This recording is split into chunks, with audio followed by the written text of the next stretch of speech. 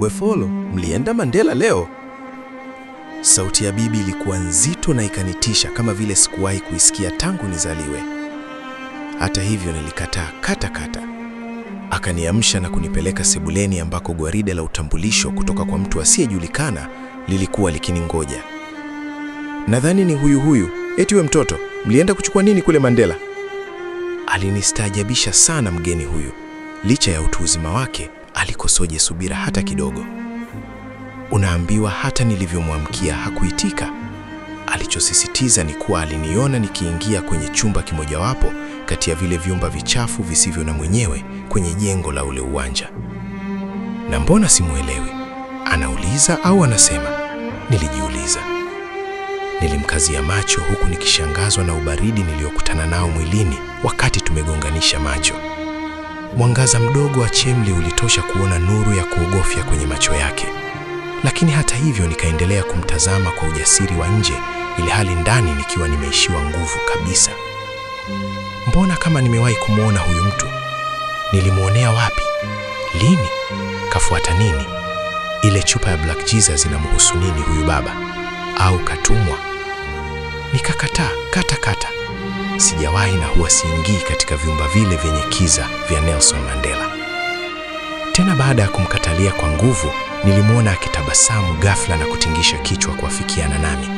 Kisha akawageukia babu na bibi na kuwataka radhi kwa usumbufu. Akakiri kwa maneno yake kuwa ni kweli alikuwa kanifananisha. Lakini niligundua kitu kama kejeli katika kauli na macho yake. Hisia za ajabu zikanijaa.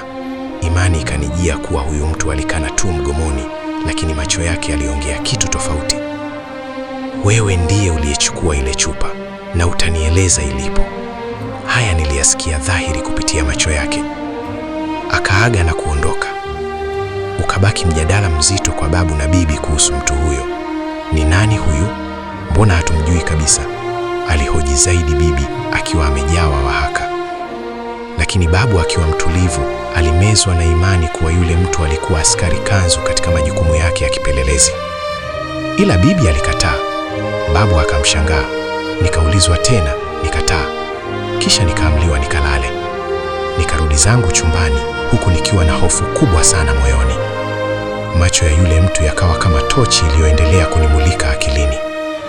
Japo nilitakiwa kuzima kibatari, lakini nilijiapiza kuwa sitazima tena kibatari. Badala yake ningepunguza tu utambi. Waliotumia vibatari wanajua hadha hii. Maana asubuhi unapoamka, ukiingiza kidole puani kinatoka na moshi mweusi, utasema kimepitishwa katika bomba la kutolea moshi kwenye gari linalotumia diesel. Kuna kitu kilikuwa kinanitisha kwa sasa. Dirisha la chumba changu lilikuwa linatazama uchochoroni. Ni uchochoro unaoelekea nyuma ya nyumba yetu na kukutana na lile dampo, kisha uwanja wa Nelson Mandela. Kumetokea nini tena? Huyu naye ni nani? Katuonaje? Anahusikaje na chupa ya Black Jesus?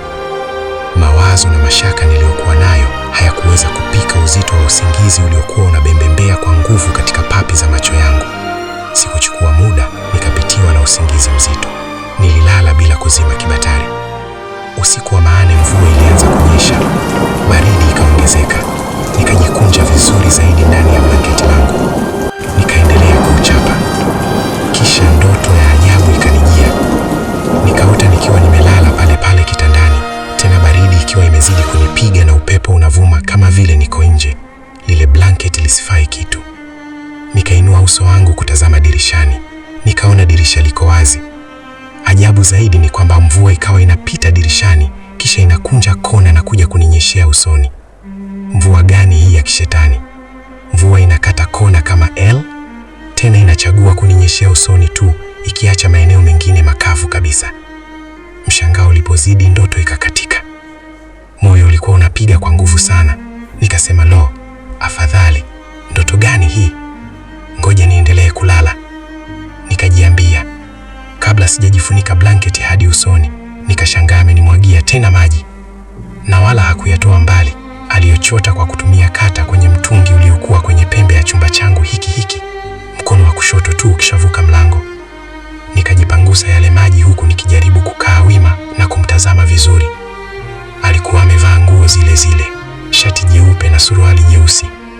Ukavu wa macho yake ulitoa maana kuwa mtu